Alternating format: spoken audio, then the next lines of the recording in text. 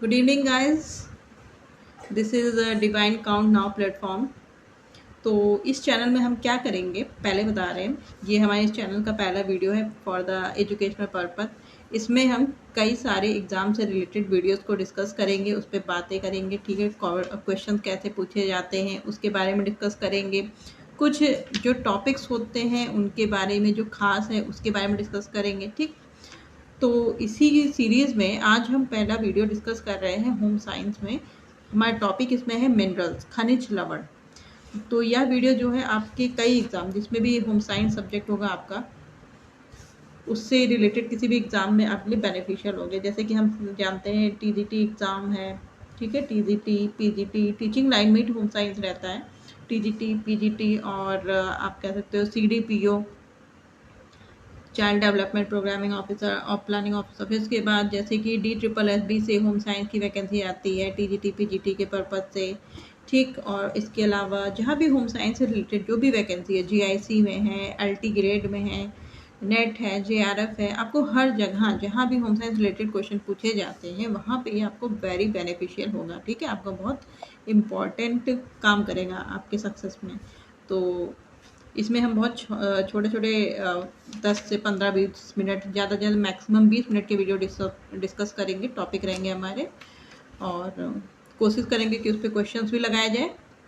इसके अलावा हम इसमें और भी सीरीज़ लाएंगे, जैसे कि स्टेट एग्ज़ाम से PCS से रिलेटेड क्वेश्चंस सिर्फ क्वेश्चंस के माध्यम से समझने की कोशिश करेंगे। फिर जैसे हमारे बिहार में PCS लगा हुआ है, ठीक है, 69 BPSC, तो इसके 69 BPSC का हम डिस्कस कुछ करेंगे क्वेश्चंस। और फिर इसके बाद 70th BPSC के क्वेश्चंस को भी हम डिस्कस करेंगे, कैसे क्वेश्चन पूछे जाते हैं। बिहार स्पेशल क्वेश्चन के बारे में हम डिस्कस करेंगे। ठीक है, तो कई सारे टॉपिक को हम डिस्कस करेंगे और वेरी फास्ट मूवमेंट में, मतलब बहुत स्पीड तेज रहेगी हमारी।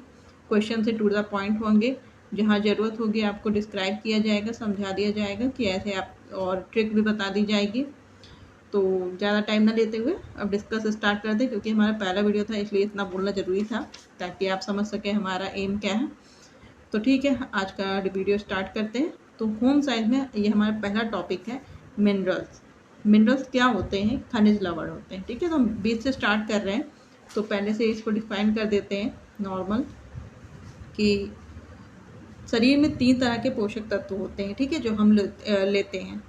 जो पोषक तत्व होते हैं वो 6 होते हैं, लेकिन 3 इस आधार पे हम कह रहे हैं कि वो हमें हमारे शरीर के लिए कैसे बेनिफिशियल है। तो उन 3 आधारों के बारे में डिस्कस करेंगे।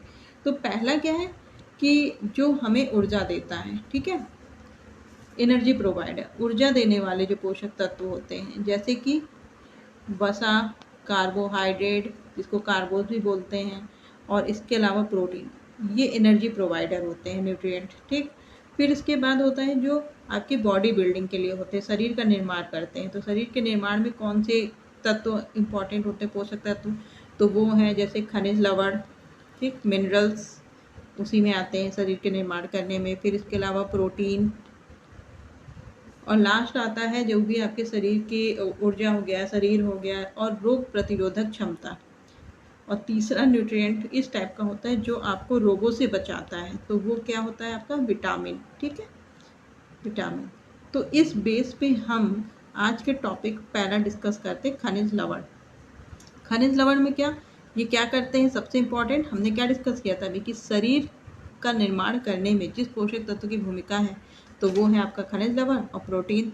तो हम डिस्कस कर रहे हैं सबसे पहले खनिज लवण, क्योंकि इसमें छोटे छोटे मिनरल्स होते हैं जिनके बारे में एग्जाम में पूछा जाता है, तो हम उसके बारे में डिस्कस करेंगे। तो पहला इंट्रो, आज का इंट्रो क्या है खनिज लवण के बारे में। तो जो हमारा शरीर होता है ना, मनुष्य का शरीर, तो इसका टोटल वेट जितना होता है मनुष्य के शरीर का, उसमें 96% प्रोटीन, कार्बोहाइड्रेट, वसा, जल, ये सब मिले होते हैं। ठीक है, समझिए जैसे पूरी बॉडी का वेट है, उसमें 96%, सॉरी, ये पूरी बॉडी का वेट, इसमें 96% आपका क्या रहता है? कार्बोहाइड्रेट, वसा, प्रोटीन, जल, ये सारी चीज़ें होती हैं। और यही जो 4% होता है आपका न्यूट्रिशन होता है, मतलब खनिज लवण होता है, मिनरल्स। हमारा पूरे बॉडी में केवल 4% भाग जो होता है वो खनिज लवण का होता है। बट ये खनिज लवण का ये 4% में बहुत ही इंपॉर्टेंट रोल अदा करता है आपका शरीर मेंटेन रखने में। शरीर में कई सारी ऐसी क्रियाएं होती हैं जो मिनरल्स मेंटेन करते हैं, ठीक है, या एक सहायक के रूप में होते हैं ताकि प्रोटीन, कार्बोज, वसा भी अपना कार्य अच्छे से कर सके, तो उनको सपोर्ट भी करते हैं खनिज लवण। ठीक, तो मनुष्य के शरीर में कुल कितने लवण पाए जाते हैं जिनकी आवश्यकता होती है? तो मनुष्य के शरीर में कुल 24 लवणों की आवश्यकता होती है। लवण मीन्स मिनरल्स की आवश्यकता होती है, जैसे कि for example calcium, sodium, magnesium, sulphur, zinc, cobalt, phosphorus, potassium, chlorine, लोहा, निकेल, तांबा, आर्सेनिक वगैरह। तो इनको हम डिटेल में डिस्कस करेंगे। जो इम्पोर्टेंट होगा एग्जाम के पर्पज से हम केवल उन्हीं के बारे में आगे आने वाले वीडियोस में डिस्कस करेंगे। ठीक, फिर इसके बाद नेक्स्ट है कि जो कार्बनिक तत्व होते हैं, हमारे शरीर को आवश्यक ऑक्सीजन किससे मिलती है? कार्बन, हाइड्रोजन, प्रोटीन, कार्बोज, वसा, इनसे मिलती है। किंतु जो अकार्बनिक तत्व होते हैं वो खनिज लवण से प्राप्त होते हैं। अब अकार्बनिक तत्व क्या होता है? ऐसे तत्व जिसमें कार्बन अनुपस्थित रहता है उसे क्या बोलते हैं? अकार्बनिक तत्व। ठीक, तो अकार्बनिक जो तत्व होते हैं वो खनिज लवण से प्राप्त होते हैं, क्योंकि खनिज लवण खुद भी एक अकार्बनिक तत्व है। ठीक है, अभी अगर आपको नहीं समझ में आया तो अभी हम जैसे डिटेल डिस्कस करेंगे तो ये पॉइंट आपको क्लियर हो जाएगा, क्योंकि खनिज लवण अकार्बनिक तत्व है। अकार्बनिक तत्व जिसमें कि कार्बन अनुपस्थित होता है, और अकार्बनिक तत्वों की प्राप्ति हमें किससे होती है? खनिज लवण से होती है। खनिज लवण कितने प्रकार के होते हैं? अगर हम इनके टाइप को डिस्कस करें, कितने स्वरूप में पाए जाते हैं, तो खनिज लवण 3 रूपों में पाए जाते हैं। ठीक है, 3 स्वरूप होते हैं। एक होता है स्वतंत्र रूप से, जो कि किसी के सहायक की जरूरत नहीं होती है, वो अकेला ही स्वतंत्र अवस्था में रहता है। ठीक, जैसे कैल्शियम, मैग्नीशियम, आप इनको अलग अलग मान सकते हो। फिर एक होता है, सेकंड टाइप होता है यौगिक के रूप में। यौगिक के रूप में मतलब होता है जिसमें 2 या 2 से अधिक मिनरल्स आपस में मिल जाते हैं तो एक यौगिक खनिज का निर्माण करते हैं। जैसे कि एग्जाम्पल के लिए सोडियम क्लोराइड आप देख रहे हो। सोडियम क्लोराइड में क्या क्या मिला है आपका? सोडियम, सोडियम का फॉर्मूला इंग्लिश में होता है Na और Cl। NaCl आपस में मिले तो क्या हो गया? Sodium chloride. फिर कैल्शियम और सल्फर, कैल्शियम, सल्फर, ये दोनों भी मिनरल्स हैं, और जब 2 मिनरल या 2 से ज़्यादा मिनरल्स आपस में मिलते हैं तो क्या बन जाते हैं? यौगिक बन जाते हैं। तो इसी तरह सोडियम क्लोराइड है, कैल्शियम सल्फेट है, फिर सोडियम फॉस्फेट है, कैल्शियम फॉस्फेट है, सोडियम ब्रोमाइड है, पोटेशियम फॉस्फेट है। ठीक है, तो ये सारे क्या है? इनमें 2 खनिज लवण मिल रहे हैं और एक यौगिक खनिज बना रहे हैं। एंड थर्ड रूप है इसका कार्बनिक यौगिक। कार्बनिक यौगिक में क्या होता है कि खनिज लवण किसी कार्बनिक तत्व से मिलता है। कार्बनिक तत्व जिनमें कि कार्बनिक तत्व वो होते हैं जिनमें कार्बन प्रेजेंट होता है। ठीक, तो जैसे अन्य प्रोटीन, जैसे कि खनिज से ना मिलके खनिज किसी दूसरे पोषक तत्व से मिल रहा है, कहने का मतलब ये हुआ। जैसे कि प्रोटीन से मिल रहा है, वसा से मिल रहा है, कार्बोज से मिल रहा है, तो ये आपका क्या होगा? कार्बनिक यौगिक के रूप में। जैसे हीमोग्लोबिन है, फॉर एग्जांपल हीमोग्लोबिन दे रखा है, तो हीमोग्लोबिन किससे बना है? आपके हीम प्लस ग्लोबिन। तो हिम क्या होता है? हिम मीन्स आयरन, आयरन तो खनिज है, बट ग्लोबिन क्या है? प्रोटीन है। तो खनिज लवण इसमें किसी खनिज लवण से ना मिल करके किसी अन्य पोषक तत्व से मिलता है। फॉस्फोप्रोटीन में प्रोटीन के साथ फॉस्फोरस मिल रहा है। ग्लूकोलिपिड में क्या है? फॉस्फो मीन्स फॉस्फोरस जो कि खनिज लवण है। फिर ग्लूको मीन्स ग्लूकोज, और लिपिड मीन्स वसा। तो ये तीनों आपस में मिल रहे हैं। तो इसमें खनिज लवण के साथ कार्बनिक यौगिक वो होते हैं जिसमें खनिज लवण के साथ खनिज लवण ना मिलके अन्य कोई पोषक तत्व मिलते हैं। और यौगिक खनिज में क्या होता है? खनिज लवण ही खनिज लवण से जुड़ जाते हैं, और स्वतंत्र रूप में जो सिंगल फॉर्म में होता है।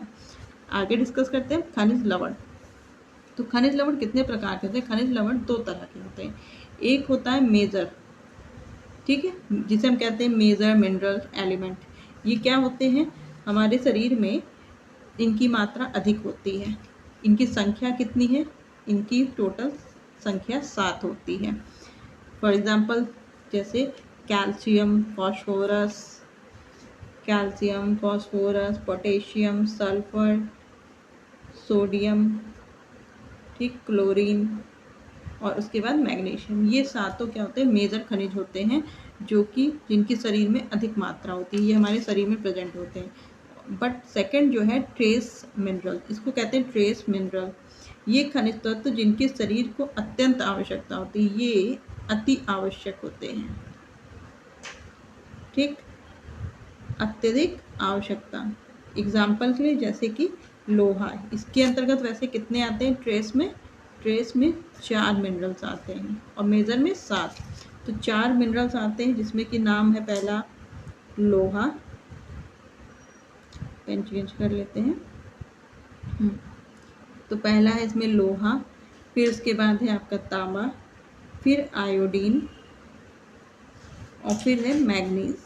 ये चारों जो हैं अति आवश्यक पोषक तत्व होते हैं। और जो कोबाल्ट, एल्यूमिनियम, जिंक दे रखा है, ये अदर में तीसरी श्रेणी में आते हैं, जिसमें जब मेजर और ट्रेस की जो रिक्वायरमेंट होती है वो पूरी हो जाती है, तो तीसरी श्रेणी का जो खनिज लवण होता है उसकी आवश्यकता कभी पड़ती ही नहीं, क्योंकि वो ऑटोमेटिक फुलफिल हो जाती है इन दोनों के जरिए। ठीक है, तो अब हम आगे डिस्कस करते हैं, अपने टॉपिक पे थोड़ा आगे बढ़ते हैं। खनिज तत्व के कार्य क्या हैं? तो ये हमारी हेडिंग है, पॉइंट नहीं है। खनिज तत्व के सामान्य कार्य, तो इसके कार्य को हम डिस्कस करेंगे।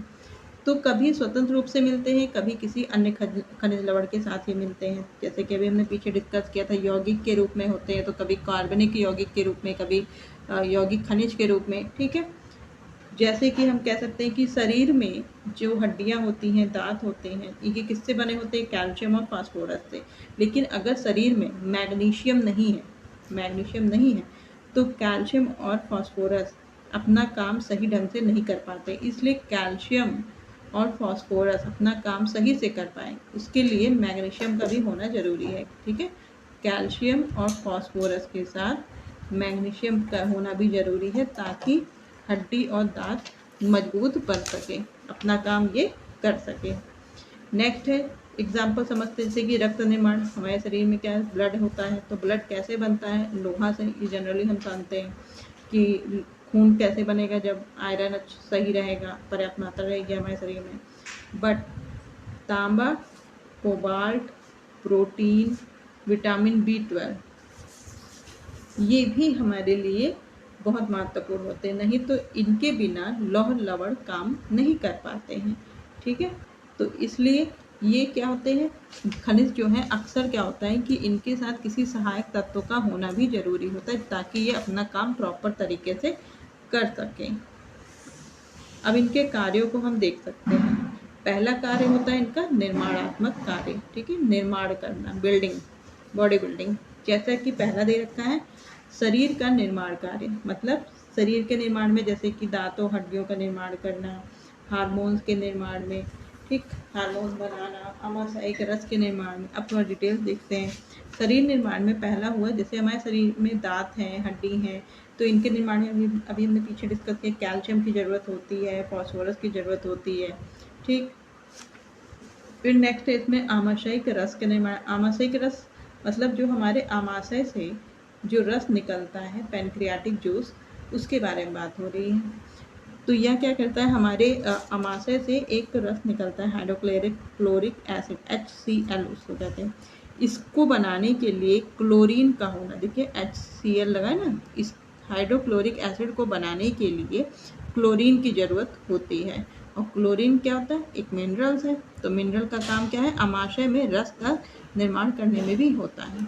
शरीर के कोमल तंतुओं का निर्माण करने में, इसमें जैसे फास्फोरस है, सल्फर है। तो शरीर के जो हमारे मसल्स हैं, कोमल तंतु की जो बात की जा रही, मसल्स वगैरह की, इसका निर्माण करते हैं फास्फोरस। सल्फर प्रोटीन के साथ मिलकर प्रोटीन सेल का निर्माण करता है। और फास्फोरस क्या करता है? यकृत, लीवर के साथ मिलता है और फिर वो हमारी पेशियों का निर्माण करता है। अब नेक्स्ट है इसमें हीमोग्लोबिन का निर्माण। हीमोग्लोबिन किस में होता है? हमारे ब्लड में होता है। तो ये क्या होता है? हीमोग्लोबिन का निर्माण लोहे से होता है। बट इसमें आयरन, Fe, आयरन का सिंबल है। तो आयरन के साथ कॉपर भी होना अनिवार्य है। रक्त में अत्यंत न्यून मात्रा में ही सही कोबाल्ट भी होता है, बहुत कम मात्रा में कोबाल्ट होता है, बट वह भी उपस्थित होता है। तो जब रक्त में तांबा होता है, यानी कि कॉपर होता है, तो इसके कारण जो हमारी आरबीसी होती है उनमें क्या उत्पन्न होता है, उसमें चमक आती है तांबे के कारण। कोबाल्ट के अलावा हमारे रक्त में कैल्शियम भी होता है, ठीक है, कैल्शियम भी होता है। यही कैल्शियम क्या करता है, जब हमें चोट लग जाती है और शरीर से खून बहने लगता है, हमारे चोट से घाव से खून बहने लगता है, तो कैल्शियम क्या करता है, रक्त का थक्का बनाता है ताकि खून का बहाव रुक जाए और मतलब क्लॉटिंग कर देता है उसके चोट वाली जगह पे। तो कैल्शियम थक्का बनाने में भी महत्वपूर्ण होता है, इसलिए ब्लड में आयरन भी पाया जाता है, कॉपर भी पाया जाता है, कोबाल्ट भी पाया जाता है, प्लस कैल्शियम भी पाया जाता है। इसके अलावा हमारे ब्लड के प्लाज्मा में सोडियम भी पाया जाता है, क्लोरीन भी पाया जाता है, जैसे कि हमारे जो ब्लड का पीएच है वह मेंटेन रह सके। ठीक, तो ये सब अभी हम डिटेल में और डिस्कस करेंगे, लेकिन अभी हम बेसिक डिस्कस कर रहे हैं।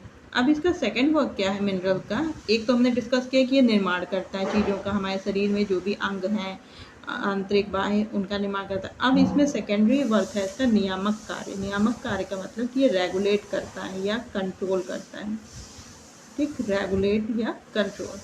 सोडियम, क्लोरीन, पोटेशियम हमारे शरीर में जो जल होता है उसकी मात्रा को संतुलित रखता है, सोडियम, क्लोरीन, पोटेशियम। इसके अलावा नेक्स्ट क्या है, कैल्शियम क्या है, अभी हमने डिस्कस किया था ना कि कैल्शियम रक्त में जमने की क्रिया को संपन्न करता है, मतलब रक्त में थक्का बनाता है कि ताकि हमारे चोट लगने पे खून बहे ना। तो कैल्शियम रक्त में जमने की क्रिया को संपन्न करवाता है। फिर हृदय की जो धड़कन होती है हमारी वो सामान्य बनी रहे, उसमें भी यह महत्वपूर्ण रोल अदा करता है। रक्त में अम्ल क्षार का संतुलन बनाए रखता है, अभी हमने डिस्कस किया था ना कि हमारे प्लाज्मा में क्या पाया जाता है, सोडियम और क्लोरीन पाया जाता है, जो क्या करता है हमारे रक्त के प्लाज्मा को बैलेंस करता है, अम्ल क्षार को बैलेंस बनाए रखता है। और हमारे रक्त का पीएच क्या होता है, कभी कभी एग्जाम में डायरेक्टली पूछ लेता है रक्त का पीएच कितना होता है, 7.3 या 7.4। देखिए पीएच एक स्केल होता है जिसमें 0 से लेकर 14 तक मार्क्स होते हैं, ठीक। तो इसमें जो 7 नंबर होता है वो उदासीन होता है, जिस पानी में घोलने पे जिसका नंबर पीएच जो है 7 आ जाता है तो उस उदासीन होता है, अर्थात ना अम्ल न क्षार। लेकिन 0 से 7 के बीच अगर पानी में घोलने पे किसी का पीएच आ रहा है तो वह अम्ल होता है, और 7 से 14 के बीच क्षार। तो 7.3 और 7.4 के बीच रक्त का पीएच होता है, मतलब कुछ एकदम माइन्यूट सा वो क्षारीय होता है, नहीं तो बल्कि उदासीन ही होता है। तो रक्त के जो क्षार और अम्ल का जो बैलेंस है वो बनाए रखता है खनिज लवण। आगे डिस्कस करते हैं। जो हमारी नाड़ीय तंत्र है, मतलब जो हमारे न्यूरॉन्स होते हैं, हमें जैसे एहसास होता है छूने का, पहचानने का किसी चीज़ का, ठीक, शरीर से, तो ये जो नाड़ियाँ होती है इनकी संवेदना को भी हमारे मिनरल्स नियंत्रित रखते हैं। जैसे कि कौन अदा करता है ये काम, पोटेशियम, सोडियम, कैल्शियम, कई सारे मिनरल्स हैं, अभी उन्हें चैप्टर वाइज डिस्कस करेंगे आगे। विभिन्न एंजाइम्स की क्रियाओं में हमारे शरीर से कई सारे एंजाइम निकलते हैं, वसा, प्रोटीन, कार्बोहाइड्रेट को पचाने के लिए। तो ये एंजाइम अपनी जो क्रियाएं सही ढंग से कर पाते हैं, सुचारू ढंग से, तो वह मिनरल्स के कारण ही कर पाते हैं। फिर इसमें नेक्स्ट है मांसपेशियों की संकुचन की प्रक्रिया को नियंत्रित करना। तो ये क्या होता है, हमारी मांसपेशियों में कैल्शियम पाया जाता है, फास्फोरस, सोडियम। तो इससे क्या होती है, हमारी मांसपेशियों में फैलने और सिकुड़ने का गुण आता है, जिस वजह से हमारी मांसपेशियां संकुचित होती हैं, ठीक है, हम मूव कर सकते हैं। नेक्स्ट है इसमें पाचक रसों को उत्तेजित करना। पाचक रस में जो हमारे अंदर एंजाइम्स हैं, आमाशय से निकलने वाले जो आमाशयिक रस हैं, बाइल जूस हैं, तो ये सब भी हमारे मिनरल्स ही इसको मेंटेन रखते हैं। तो नेक्स्ट है इसमें खनिज लवण की प्राप्ति के स्रोत। खनिज लवण हमें कहाँ कहाँ से प्राप्त होते हैं, तो खनिज लवण कैसे, खनिज लवण सबसे ज़्यादा दूध से प्राप्त होते हैं, फॉर एग्जांपल दूध से, ठीक है, दूध से प्राप्त होते हैं। बट दूध में सबसे ज़्यादा जो कैल्शियम को प्रचुर मात्रा में माना जाता है कि दूध में कैल्शियम बहुत अच्छी मात्रा में होता है, बट इसमें दूध में लौह तत्व का मतलब आयरन का अभाव होता है। अब इसी तरह गेहूँ है, ज्वार है, उसमें भी लवण ज़्यादा होता है, बट कैल्शियम का अभाव होता है।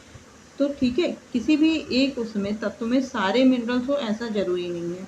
तो ये जो भोज्य पदार्थ होते हैं, जो हम जिन पदार्थों को खाते हैं, तो उनमें लवण की मात्रा अलग अलग तथ्यों पर डिपेंड करती है। फॉर एग्जांपल जैसे कि वो किस भूमि में उगाया जा रहा है, वहाँ किस प्रकार की खाद दी गई है मिट्टी को, फसल को, वह मिट्टी किस प्रकार की है। अगर उस मिट्टी में नाइट्रोजन बहुत है तो उसमें नाइट्रोजन रहेगा। अब जैसे फॉर एग्जांपल हम समझते हैं हिमालय के, जो हिमालय पर्वत है उसके तराई क्षेत्र में जो मिट्टी है वहाँ आयोडीन की कमी है। तो जहाँ हिमालय के तराई क्षेत्र में जब कोई फसल बोई जाएगी, भोज्य पदार्थ की फसल की जाएगी, तो जब मिट्टी में ऑलरेडी पहले से आयोडीन की कमी है तो उस भोज्य पदार्थ में भी आयोडीन की कमी होगी। ठीक है, तो आयोडीन की कमी होती है तो इससे पता चलता है कि भूमि, मिट्टी बहुत इम्पॉर्टेंट रोल अदा करती है किसी भी भोज्य पदार्थ के, मिनरल्स के संचय होने में। इसी तरह अगर हम राजस्थान के नागौर जिले में देखेंगे तो वहाँ की मिट्टी में क्या है, मिट्टी और जल में फ्लोरीन की मात्रा अधिक होती है। तो फ्लोरीन की मात्रा अधिक होने से क्या होता है कि वहाँ के लोग जब वहाँ का भोजन खाते हैं, उगाए वहाँ की मिट्टी में उगाए फल सब्जियों को लेते हैं तो उनमें फ्लोरोसिस नाम का रोग हो जाता है। ठीक है, तो इसलिए सबसे ज़्यादा इम्पॉर्टेंट क्या है कि खनिज लवण किस मिट्टी में उगाया जा रहा है, वहाँ की भूमि कैसी है, उसे किस प्रकार की खाद से सींचा जा रहा है, किस प्रकार के जल से सींचा जा रहा है, यह बहुत इम्पॉर्टेंट रोल अदा करता है। तो आज की डिस्कशन बस इतना ही। इस पे हम डिटेल डिस्कस करेंगे विद टॉपिक वाइज। ठीक है, तो हमारा नेक्स्ट टॉपिक कल रहेगा कैल्शियम पे। तो आई होप आपको ये बैकग्राउंड थोड़ा समझ में आया होगा, और थोड़ी भी और भी प्रॉब्लम है तो आप कमेंट बॉक्स में थोड़ा बताइएगा, हम इससे थोड़ा सा इम्प्रूव करने की कोशिश करेंगे। और मिलते हैं नेक्स्ट वीडियो में। Thanks for watching. नमस्कार।